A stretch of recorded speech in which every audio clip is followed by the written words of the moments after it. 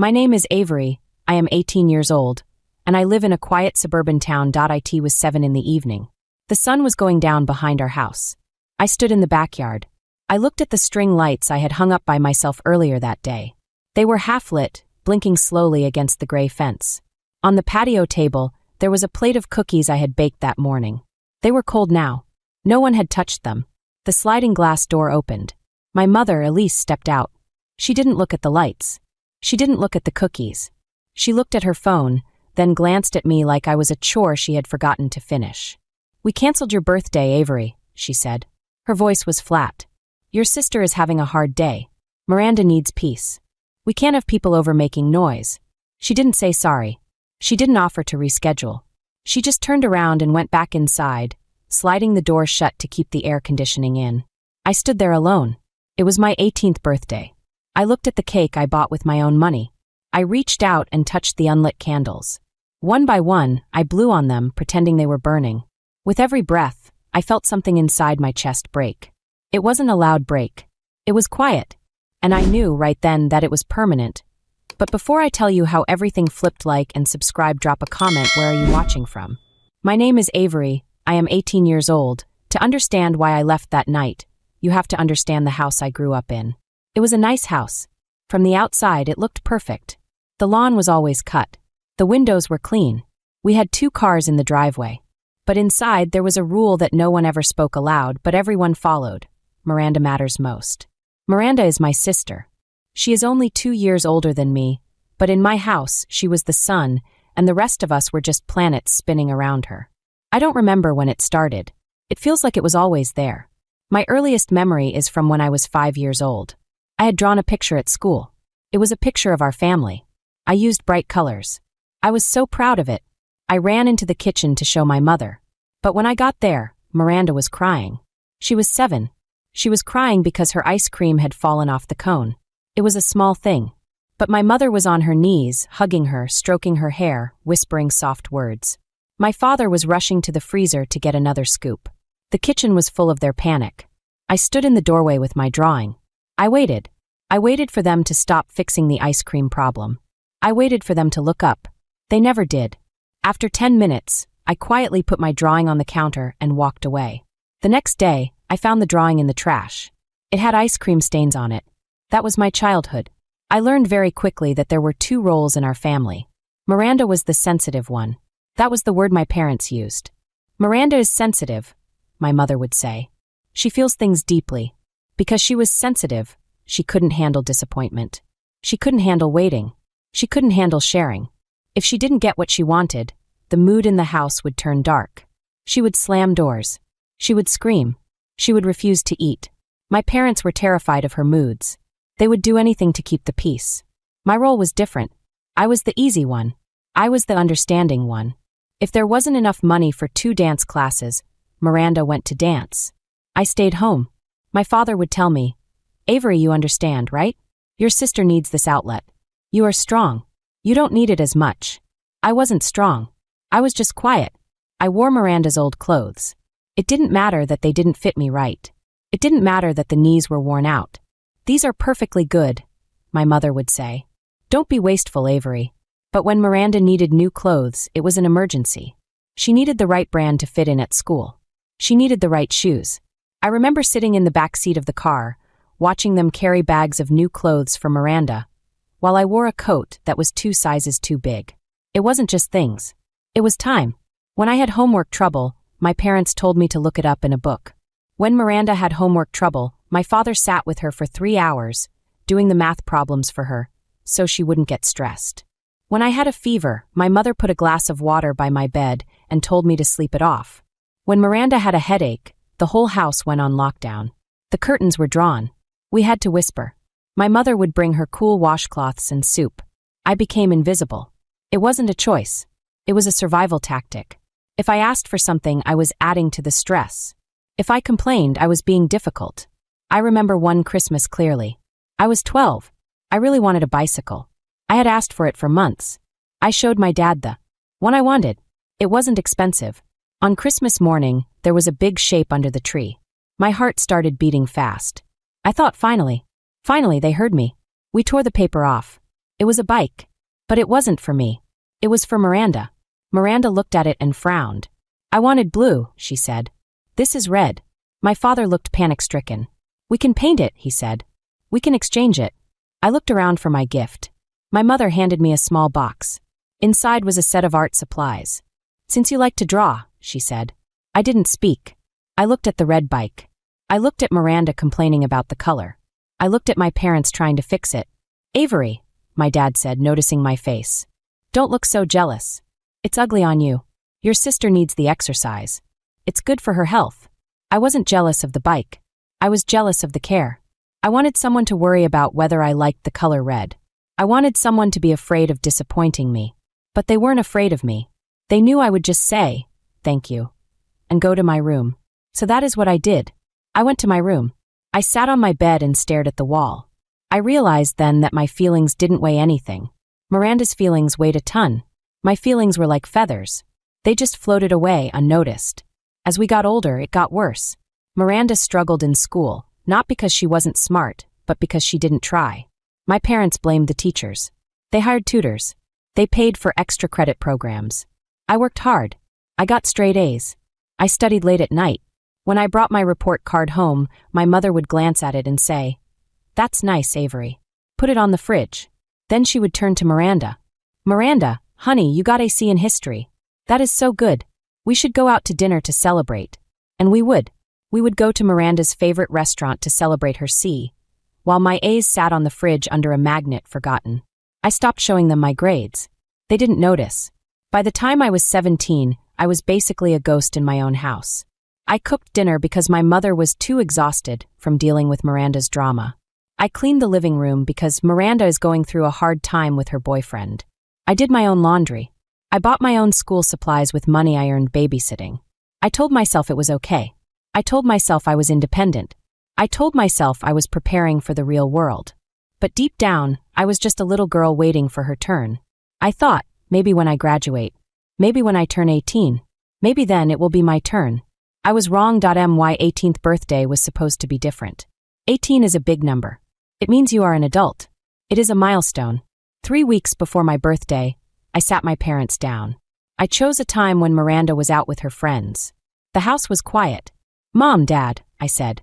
"For my 18th birthday, I want to have a party." My mother sighed. She looked at the pile of mail on the table. "A party, Avery? That's a lot of work." "I will do the work," I said quickly. "I will clean. I will cook. I just want to invite my friends. I want to have music and food in the backyard. I want to celebrate." My father looked at my mother. "I guess that's fair," he said. 18 is big." "Okay," my mother said. "But keep it simple. We don't want to disturb the neighbors. And make sure Miranda is included." "I will," I promised. I was so happy. For 3 weeks, I planned everything. I didn't ask them for money. I used my babysitting savings. I bought strings of lights. I bought tablecloths. I bought ingredients to bake 4 dozen cookies and a vanilla cake. I made a playlist of songs. I invited 10 of my closest friends. They were all excited. The morning of my birthday, I woke up at 6 a.m. I felt light. I felt seen. Today was my day. I went downstairs. The kitchen was empty. There were no balloons. There was no happy birthday banner. There was no special breakfast waiting for me. That was okay, I told myself. They are busy. I can make my own breakfast. I started baking. I mixed the dough for the cookies. I played music softly on my phone. The house smelled like sugar and butter. It felt like a celebration.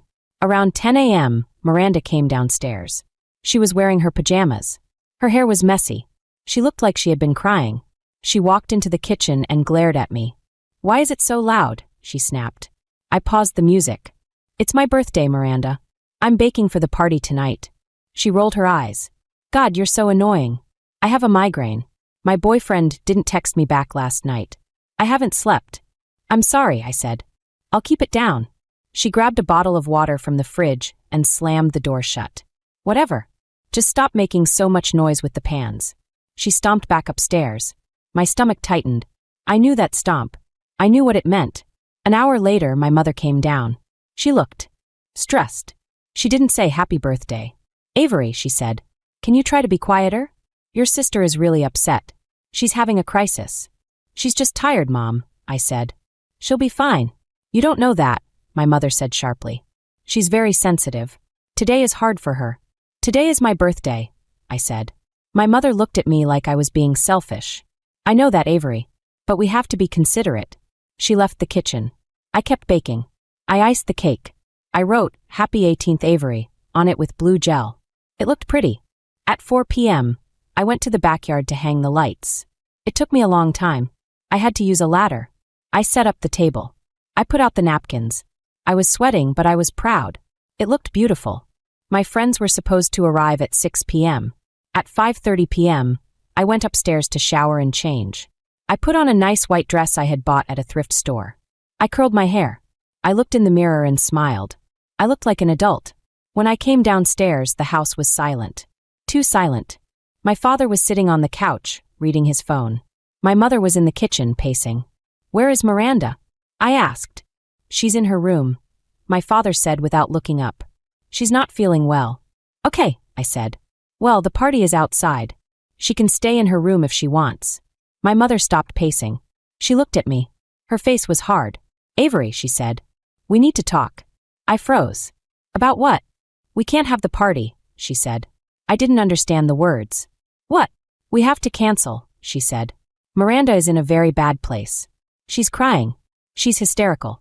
She can't handle people being here. She can't handle the noise and the laughter. It's too much for her right now.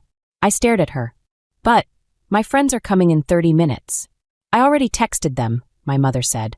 My blood ran cold. You what? I texted them from your phone. It was on the counter. I told them you were sick. I told them you had food poisoning and we had to cancel. I felt like I had been punched in the stomach. You lied? You canceled my 18th birthday party because Miranda is sad. It's not just sad, Avery, my father yelled from the couch. She is having a breakdown. We have to prioritize her mental health. What about me? I asked. My voice was shaking. What about my mental health? I did all this work. I paid for the food. It's my birthday. Stop being so dramatic, my mother said. We can do it next week. Or next month. When Miranda feels better. You always say that, I whispered. It's always when Miranda feels better. That is enough, my father said. He stood up. The decision is made. No guests. No music. We need quiet tonight. Now help your mother clean up this kitchen. It's a mess. They turned their backs on me. My mother started putting the flour away. My father went back to his phone. I stood there for a long minute. I looked at the cake on the counter. Happy 18th Avery. It looked like a joke now. I walked to the sliding glass door and went outside. I stood under the lights I had hung. I looked at the table I had set. It wasn't just a party. It was proof. Proof that I didn't matter. Proof that even on the one day that was supposed to be mine, Miranda was the main character. I was just the extra who was supposed to clean up the set. I looked at the unlit candles on the cake I had brought outside. I blew on them, pretending. Whoosh! That was the sound of my childhood ending. I stayed outside for an hour. I sat on one of the folding chairs I had set up for my friends. I watched the sun go down. I watched the lights blink. I didn't cry. I think I had cried enough over the last 18 years. I felt something else. I felt cold. I felt clear. It was like a fog had lifted. For years, I thought if I was just good enough, if I was just quiet enough, they would love me. I thought if I didn't cause trouble, they would appreciate me. But sitting there in the dark, I realized the truth. They didn't love me for who I was. They loved me for how convenient I was. They loved that I didn't ask for anything. They loved that I didn't compete with Miranda. And the moment I tried to take up space, the moment I tried to have a birthday, they shut me down. I stood up. My legs felt stiff. I picked up the plate of cookies. I picked up the cake. I walked back inside. The kitchen was quiet. My parents were in the living room, watching TV with the volume low. Then I heard footsteps on the stairs. Miranda came down. She wasn't crying anymore. She wasn't wearing her pajamas. She was wearing a silk robe. She had a face mask on. She held a bowl of popcorn. She looked relaxed. She looked smug. She saw me holding the cake. She stopped and smirked. Oh, good, she said. You brought the cake in. I'm actually hungry now. Can you cut me a slice? She said it so casually. Like she hadn't just ruined my day. Like she hadn't just forced our parents to lie to my friends. I looked at her. I looked at the popcorn. No, I said. My voice was quiet. But in the silent house, it sounded like a gunshot. Miranda blinked. Excuse me. No, I said again. I won't cut you a slice. This is my cake. My parents heard. My mother rushed into the kitchen. Avery, don't start, she hissed. Your sister is feeling better. Don't ruin it. She's feeling better because she won, I said. I looked at my mother. She wanted the attention, and you gave it to her. You canceled my life to make her comfortable. You are being so dramatic, Miranda laughed. She reached for a cookie on the plate I was holding. It's just a birthday. Get over yourself. I pulled the plate away. Don't touch them. Avery, my father shouted from the living room. He walked in, his face red. Give your sister a cookie. Stop being selfish. Selfish? I asked. I set the cake down on the counter with a thud. I bought the flour. I bought the sugar. I baked them. I cleaned the house. I asked for one night. One night in 18 years. We are a family, my mother yelled. We make sacrifices for each other. I am the only one who sacrifices. I said. My voice was rising, but I wasn't screaming. I was stating facts. I sacrifice everything. My clothes, my time, my grades, my birthday. And what do I get? I get lied to. I get erased. You are acting like a child, Miranda sneered. This is why you have no friends. You're so intense. I looked at her. I looked at my parents standing on either side of her, like bodyguards protecting a princess. I'm done, I said. The words hung in the air. What does that mean? My father asked. I'm done being the extra in your movie, I said. I'm done being the ghost. I'm done. Go to your room, my mother commanded, pointing a finger at the stairs. Go to your room and don't come out until you can apologize to your sister for stressing her out. I didn't move. I looked at them. I felt a strange power. They couldn't hurt me anymore because I didn't want their approval anymore. The room was frozen. The air was thick with tension. Then the doorbell rang. Ding dong. It was loud. It echoed through the house. My parents looked at each other. They panicked. Who is that? My mother whispered. Did one of your friends show up, Avery? I told you I canceled them. I didn't invite anyone else, I said. The doorbell rang again. Ding dong. My father walked to the door. He looked annoyed. He opened it, ready to tell whoever it was to go away. But he didn't speak. He stepped back. My grandfather, Edward, stepped inside. Edward is my father's father. He is a tall man. He has white hair and sharp blue eyes. He was a military man, and he carries himself with a straight back. He doesn't visit often because he lives 2 hours away. He usually only comes for holidays. He was holding a small gift bag. He looked at my father. Then he looked past him into the kitchen. He saw me standing there in my white dress, holding the plate of cookies. He saw Miranda in her robe with her face mask. He saw my mother with her arms crossed. Surprise, Edward said. His voice was deep. I thought I'd drive down to surprise my granddaughter on her big day. He looked around. He frowned. Why is it so quiet? He asked. Where is the music? Where are the guests? My father stammered. Dad, Avery is sick. I looked at my father. He lied right to his own father's face. Edward looked at me. He looked me up and down. He saw my clear eyes. He saw my steady hands. He saw the red rim of my eyes where I had held back tears. She doesn't look sick, Edward said. He walked into the kitchen. The sound of his boots on the tile was heavy. He stood in front of me. Hello, Avery, he said gently. Happy birthday. Thank you, Grandpa, I said. He looked at the cake. Did you bake this? Yes. He looked at the patio door. He saw the lights blinking outside in the empty yard. He saw the chairs set up for people who weren't there. He turned slowly to my parents. His face changed. It wasn't gentle anymore. It was cold. Explain this to me, Edward said. Why is there a party set up outside but no people? Why did you tell me she was sick? It's complicated, my mother said nervously. Miranda was having a hard time. We needed to keep the house quiet. Edward looked at Miranda. She was chewing her lip. She looked small suddenly. So, Edward said, his voice rising. Because Miranda is having a hard time, Avery doesn't get a birthday? We didn't want to upset Miranda, my father defended. Edward laughed. It was a dry, angry sound. You people are unbelievable. He turned back to me. He looked me right in the eyes. He ignored everyone else. Avery, he said. Answer me honestly. Is this how it always is? I looked at him. I could have lied. I could have protected them like I always did. I could have said, it's okay, Grandpa. But I remembered the unlit candles. I remembered the text messages lying to my friends. Yes, I said. This is how it always is. Edward nodded. He took a deep breath. Do you want to leave with me? He asked. I blinked. What? Do you want to pack a bag and come to my house? He asked. It's quiet there, but it's a good quiet. And I promise you, nobody will cancel your birthday. My heart hammered against my ribs. Leave. Just like that. You can't take her, my mother shrieked. She lives here. She is 18, Edward said calmly. As of today, she is an adult. She can live wherever she wants. He looked at me waiting. His hand was extended slightly. It was a lifeline. Yes, I said. I want to go. The next 20 minutes were a blur, but I remember every detail. It felt like I was moving in slow motion, but my body was moving fast. Good, Edward said. Go upstairs. Pack what you need. I will wait right here. He crossed his arms and stood in the middle of the kitchen. He was like a wall between me and my parents. I ran upstairs. My legs felt light. I heard my mother screaming downstairs. You can't do this, Edward.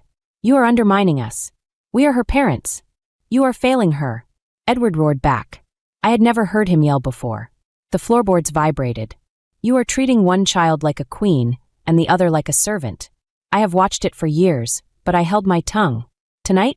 No. Tonight is enough. I went into my room. I grabbed my large duffel bag from the closet. I didn't pack everything.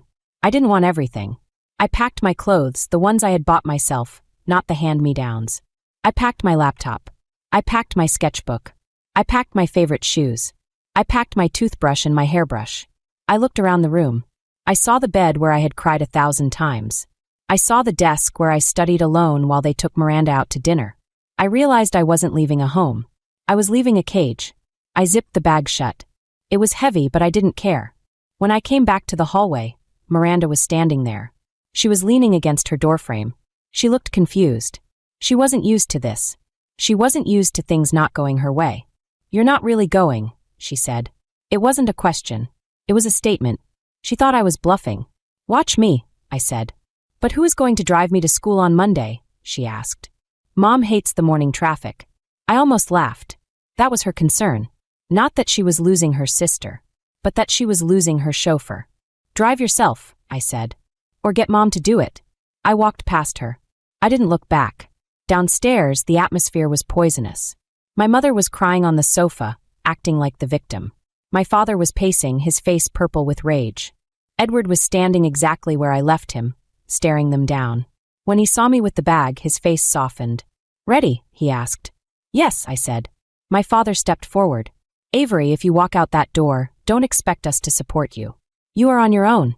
It was a threat. He thought money would make me stay. He thought fear would make me stay. I looked at him.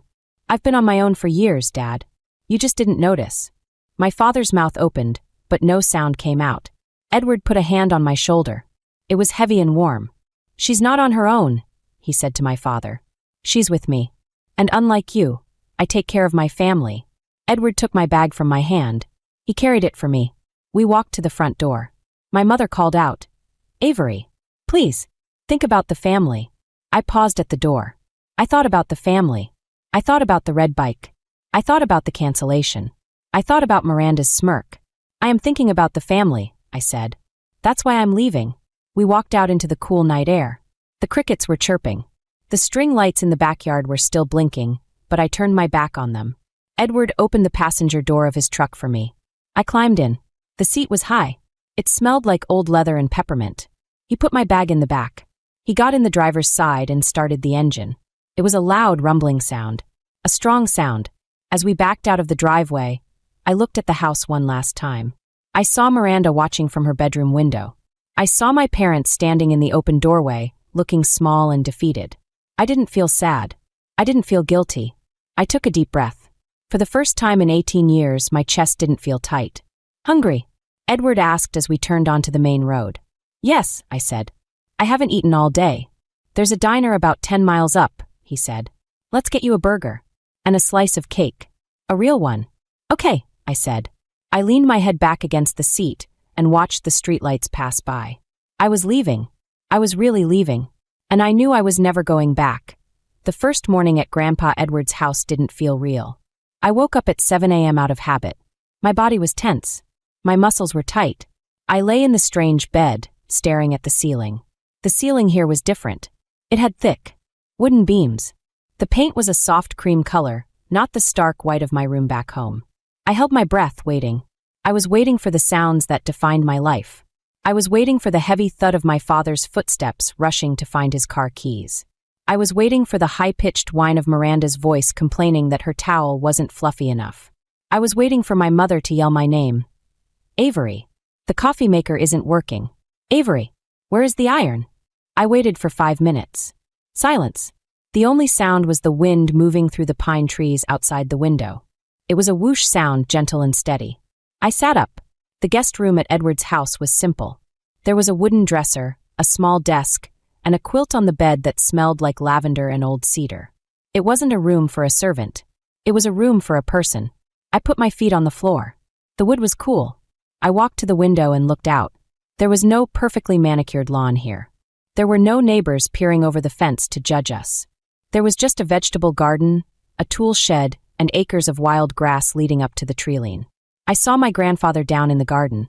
He was wearing a flannel shirt and a wide-brimmed hat. He was hoeing the dirt around some tomato plants. He looked peaceful. He wasn't rushing. He wasn't performing for anyone. I got dressed slowly. I put on jeans and a t-shirt.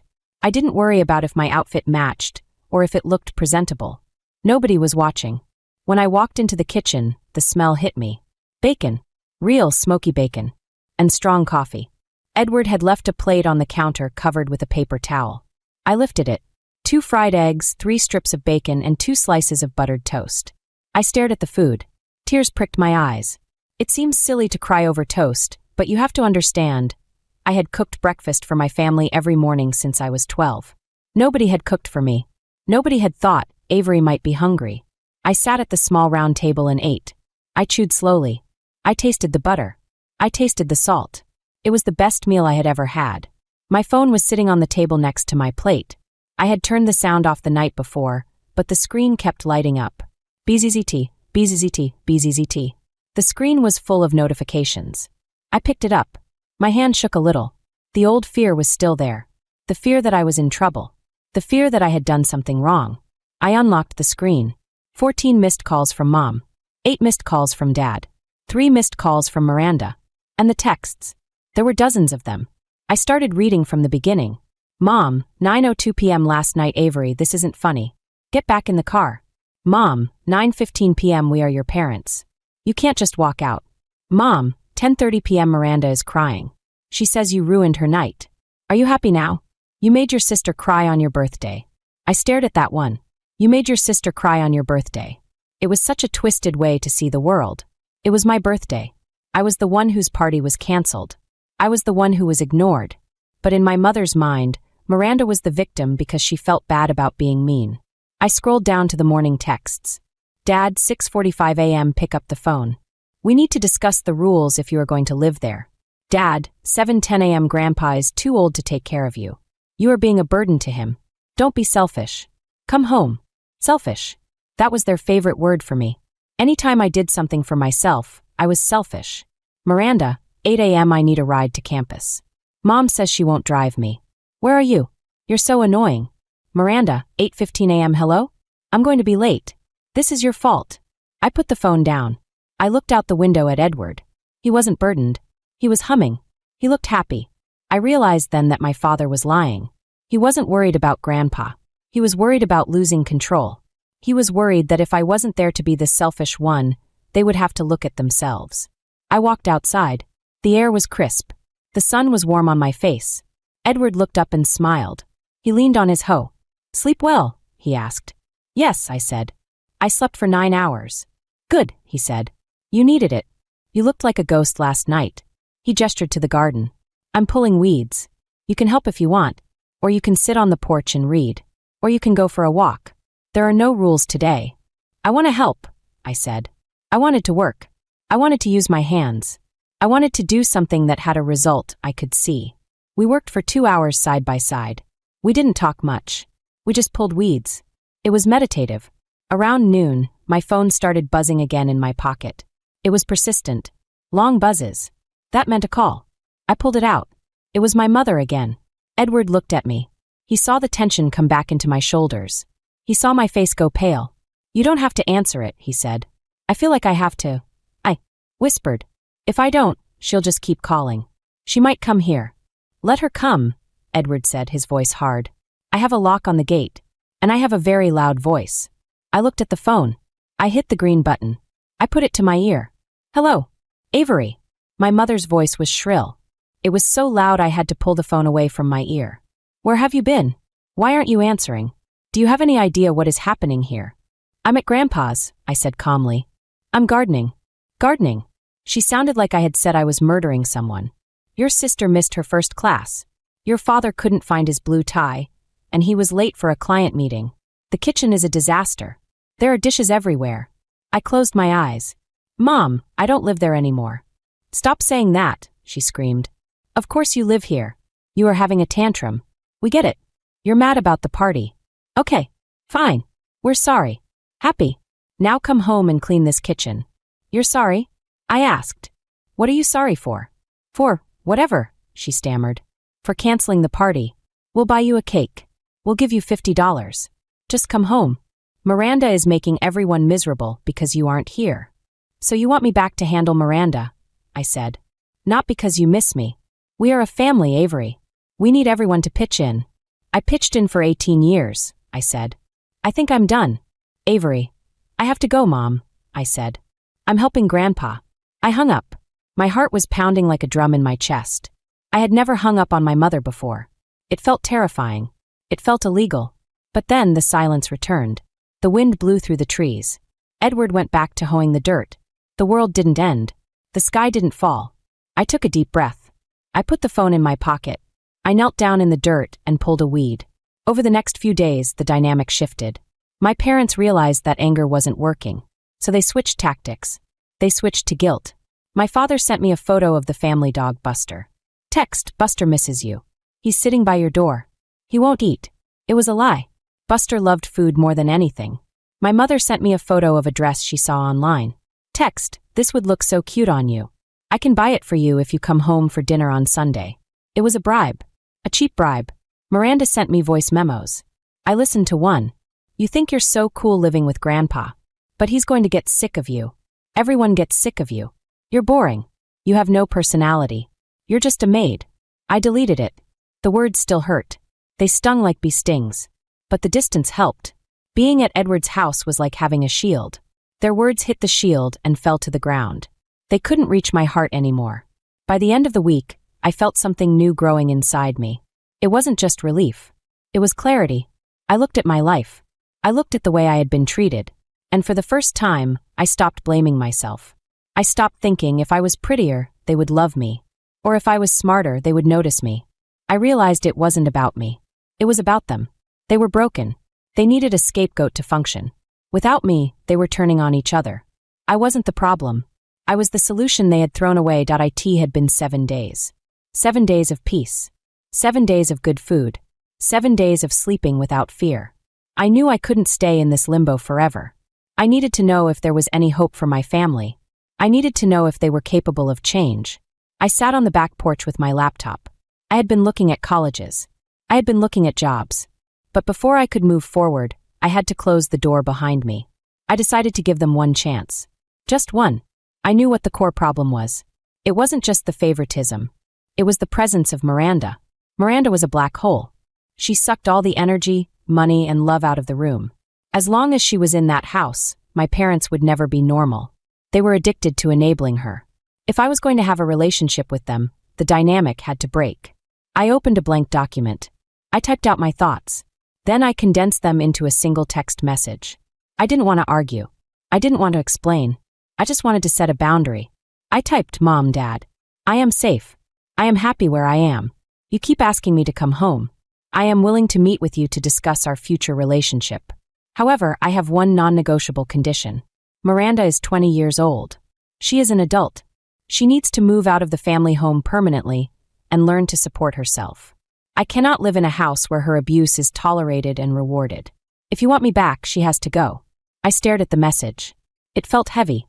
It felt dangerous. Asking my parents to choose between us was the ultimate test. I knew the odds were low. I knew they worshipped Miranda.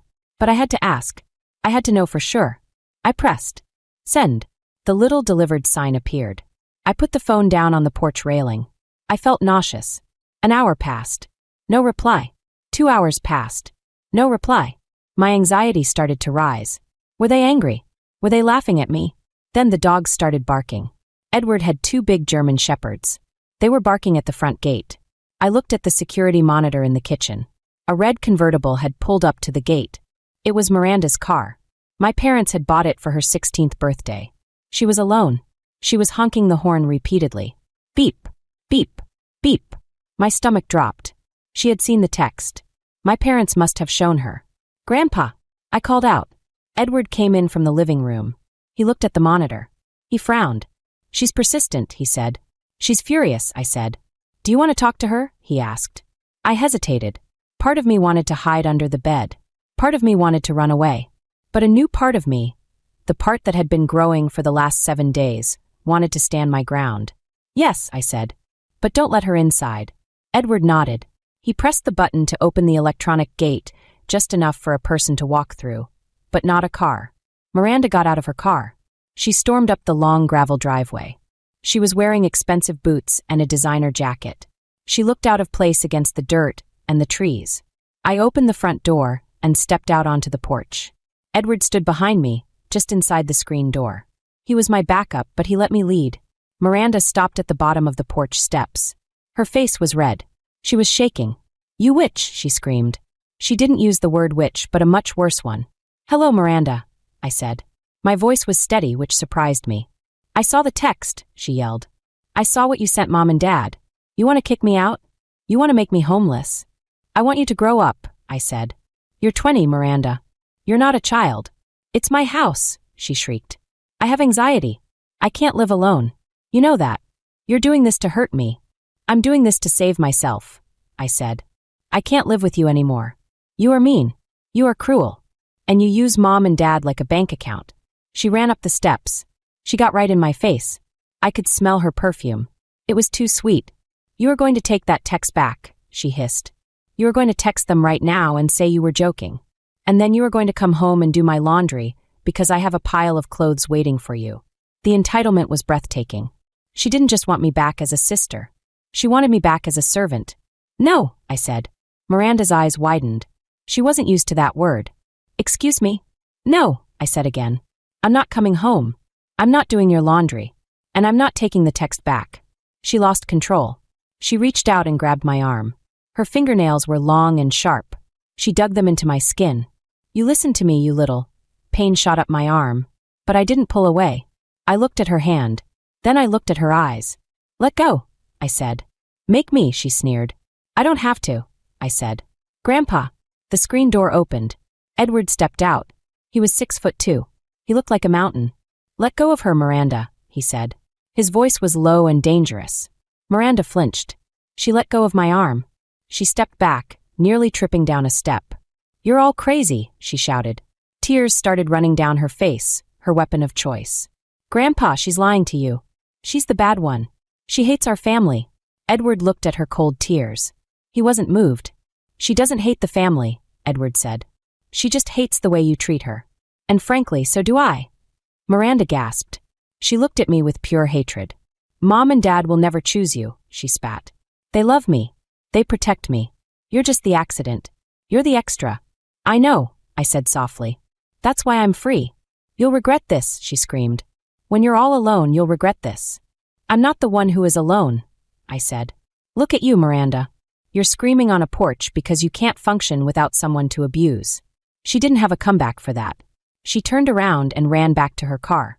She got in and revved the engine. She peeled out of the driveway, tires spinning in the gravel. I watched her go. I looked down at my arm. There were 4 red marks where her nails had been. They were starting to bruise. Edward put a hand on my shoulder. You okay? He asked. I think so, I said. My adrenaline was fading, and my knees felt weak. She said they won't choose me. She might be right, Edward said honestly. But that doesn't mean you made the wrong choice.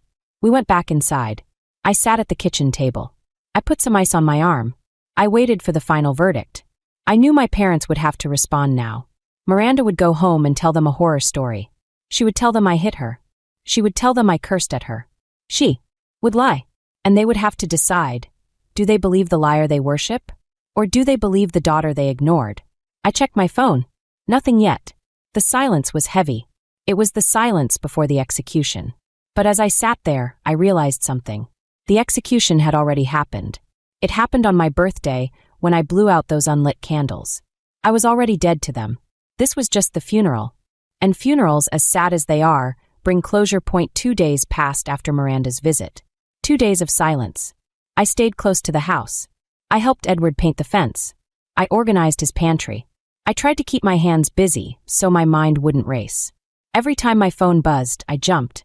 I knew the verdict was coming. I knew my parents were drafting their response. I imagined them sitting at the kitchen table. My mother crying, saying I was cruel. My father pacing, talking about family loyalty. Miranda lying on the couch, holding an ice pack to her head, telling them how I had attacked her. On Tuesday evening, the email arrived. My phone pinged. I saw the sender name, Dad. I didn't open it immediately.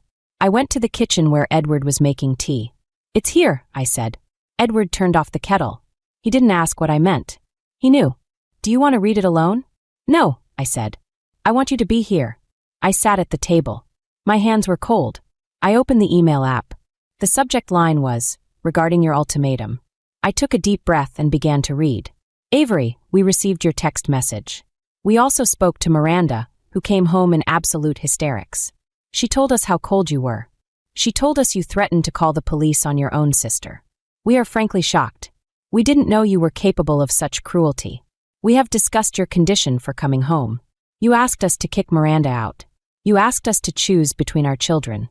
We are very disappointed in you. We thought you were the mature one. We thought you were the strong one. But this demand is childish and vindictive. You are clearly jealous of the attention Miranda needs, and you are trying to punish her for her struggles. Miranda is sensitive. She is going through a hard time. She is not ready for the real world. We will not abandon her just because you are having a tantrum. We are her parents. We protect her. That is what families do. We want you to come home. We want to be a family again. But we will not give in to threats. If you want to be part of this family, you need to apologize to your sister and accept your place here. If you cannot do that, then perhaps it is best you stay with your grandfather until you grow up. We hope you realize how selfish you are being. Love, Dad. I read it twice. The words swam before my eyes. Accept your place here. That was the phrase that stuck. They didn't want me. They wanted my place. They wanted the servant. They wanted the punching bag. They wanted the invisible girl who made everything run smoothly, so they could focus on Miranda. They called me selfish. They called me cruel. And they explicitly stated, we will not abandon her. They were choosing the abuser. They were choosing the person who made their lives chaotic, simply because she demanded it louder than I did. I looked up at Edward. He was watching me closely. They said no, I said. My voice was quiet. I'm sorry, Avery, Edward said. They said I'm jealous, I said. They said I need to apologize. I felt a strange sensation in my chest. It wasn't heartbreak. I think my heart had already broken a long time ago. This was different. This was the feeling of a heavy chain finally snapping. For years, I had held on to a tiny hope. The hope that one day they would wake up. The hope that one day they would say, Avery, thank you. Avery, we see you. This email killed that hope. And when the hope died, the obligation died with it. I don't have to go back, I whispered. No, Edward said firmly. You never have to go back. I looked at the phone again. I looked at the reply button. I thought about writing a long letter. I thought about explaining every hurt, every missed birthday, every hand-me-down dress. But I realized they wouldn't read it. Or if they did, they would just twist it. They would say I was dramatic. They didn't deserve my words. They didn't deserve my feelings. I typed 2 sentences. I understand your choice. Do not contact me again. I hit send. Then I went to my settings. I clicked on my father's contact. Block caller. I clicked on my mother's contact. Block caller. I clicked on Miranda's contact. Block caller. I did the same for their emails. I put the phone down on the wooden table. It looked just like a piece of glass and plastic. It wasn't a lifeline anymore. It wasn't a leash. I looked at Edward. Tears were running down my face, but I was smiling. I'm an orphan now, I said. Edward reached across the table and took my hand. His grip was rough and warm. No, he said. You're just free. The next year was the hardest and best year of my life. The hard part was the silence. Even though I blocked them, my brain still expected the noise. I would wake up at night worrying if I had defrosted the chicken for dinner, before remembering I didn't live there anymore. I would see a text notification and panic, thinking it was Miranda demanding money. I had to unlearn 18 years of fear. But while I was building a new life, their old life was falling apart. I didn't ask for updates. I didn't spy on them. But Grandpa Edward lived in the same county. He had friends at the diner. He had friends at the hardware store. Small towns talk. And the downfall of the perfect family was big news. Without me, the illusion shattered. My mother, Elise, was the first to crumble. She had built her identity on being the perfect hostess with the perfect home. But she never actually did the work. I did. I cleaned the baseboards. I weeded the flower beds. I polished the silver. With me gone, the house decayed. Edward's friend, Mrs. Higgins, told us she stopped by for tea and was shocked. There were piles of laundry on the sofa. The sink was full of dishes. The lawn was overgrown. My mother stopped hosting her book club. She stopped hosting dinner parties. She was too embarrassed. She isolated herself. She became a ghost in her own house, hiding from the judgment of her neighbors. Then came the financial hit. My father, Daniel, ran a consulting business from his home office. He was a disorganized man. For years, I had been his unofficial secretary. I filed his receipts. I reminded him of Zoom calls. I proofread his emails. Without me, he missed deadlines. He lost important contracts. He forgot to invoice clients. 6 months after I left, Edward told me my father lost his 2 biggest accounts. His income was cut in half. And then there was Miranda. Miranda was the bomb that finally exploded.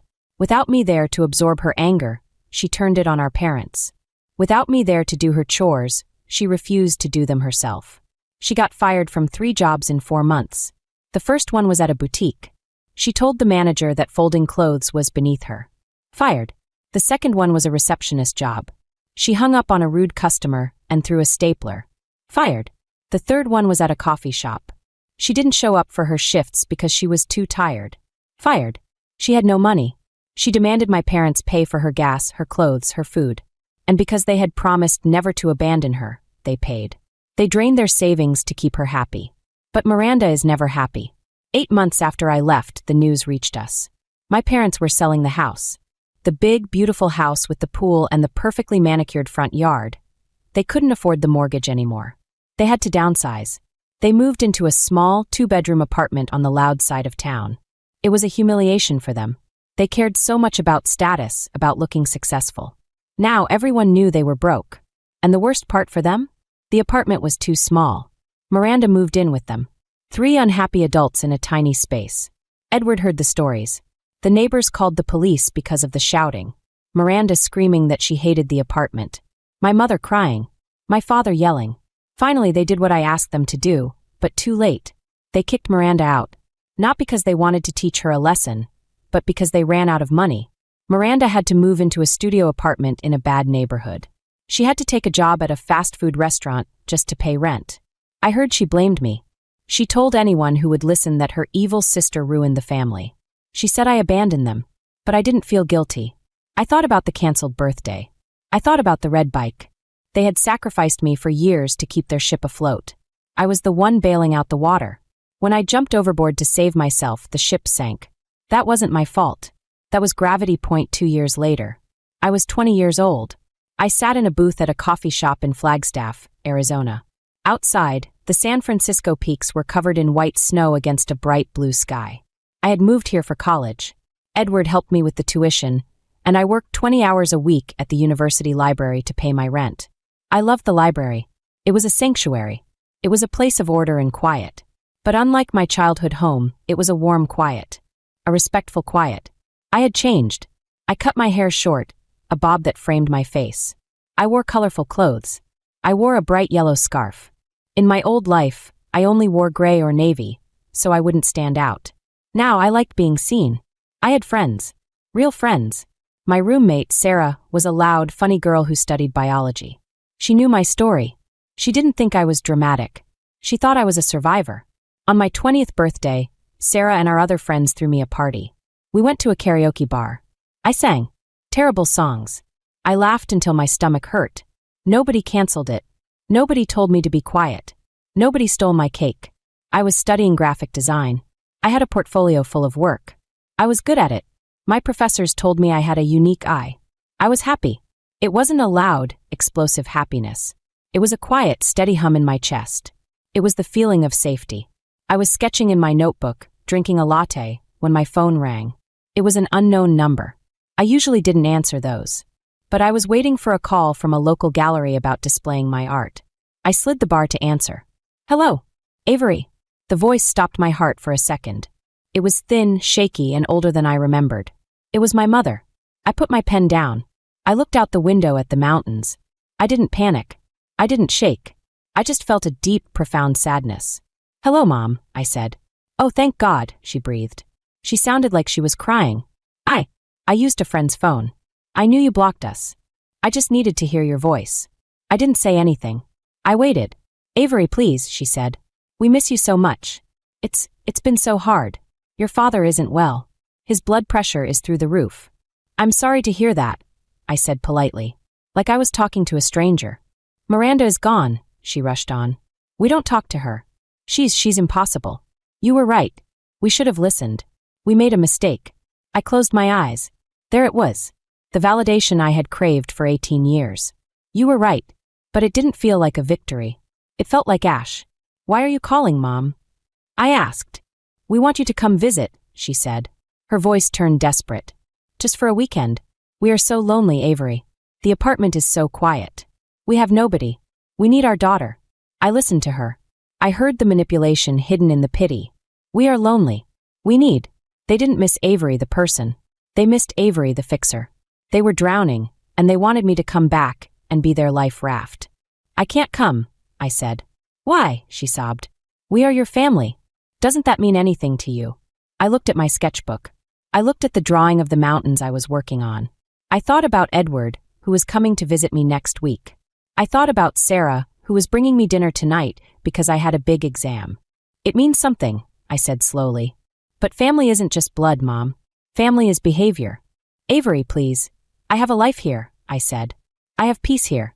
And I worked very hard to get it. I'm not going to set it on fire just to keep you warm. There was silence on the other end. She was shocked. She had never heard me speak with such authority. I have to go now, I said. I hope Dad feels better. I really do. But I can't fix him. And I can't fix you. Don't hang up, she whispered. If you hang up, I don't know what I'll do. You'll survive, I said. Just like I did. I ended the call. I stared at the phone. I expected to feel guilty. I expected to feel the urge to call back. But I didn't. I felt light. I blocked the number. I picked up my pen. I looked at my drawing. It was good. It was really good. I took a sip of my coffee. It was still warm. I looked out at the world. It was big and scary and beautiful. And for the first time in my life, it was entirely mine. I had lost my parents, yes. I had lost my sister. But sitting there in that coffee shop, I realized I had found the one person I had been looking for all along. Myself. And she was going to be just fine.